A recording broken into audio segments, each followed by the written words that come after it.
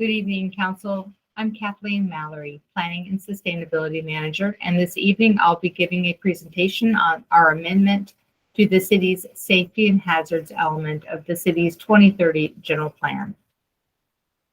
In May of 2021, the County of Ventura and a coalition of Ventura County cities, districts, and agencies embarked in a planning process to prepare for and lessen the impacts of specified natural and human-made hazards.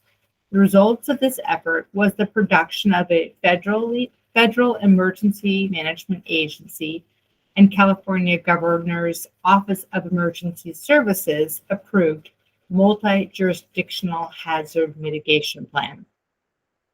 The plan was approved by the City Council on September 20th, 2022, and throughout this report and this presentation, we are referring to that as our Local Hazard Mitigation Plan, or LHMP. The safety and hazards element is an element of the city's 2030 general plan, and the safety and hazards element references our local hazard mitigation plan. Without a specified year, it's strategically proposed to do this so that the city doesn't have to amend the safety and hazards element as that plan is updated, which is proposed and must occur every 5 years. The safety and hazards element will incorporate the information from the overall plan, which is that multi-jurisdictional plan. And per federal regulations, the city is required to approve an update to our local element of that larger multi-hazard generation plan every 5 years. In November, just last month, the Planning Commission reviewed this proposed amendment to the safety and hazards element, and they did not have any significant comments. They recommended City Council approval of the amendment, which is before you this evening. So why is it necessary to amend our safety and hazards element to incorporate reference to our local hazard mitigation plan? It's really important that we do that so that we can take advantage of potential FEMA funding. And we must make reference in our safety and hazards plan to the local hazard mitigation plan so that we can take advantage of the funding that you see identified here. For example, FEMA's hazard mitigation grant program, post-disaster mitigation grant, as well as the FEMA building resistant infrastructure and communities grant known as the BRIC grant.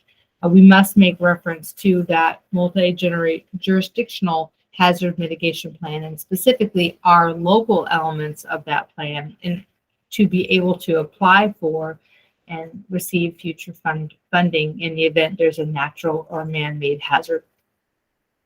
So when we worked with the consultant on the multi-jurisdictional plan and our local hazard mitigation plan as part of that larger plan, there's very specific language that must be amended in 2 sections of our safety and hazards element.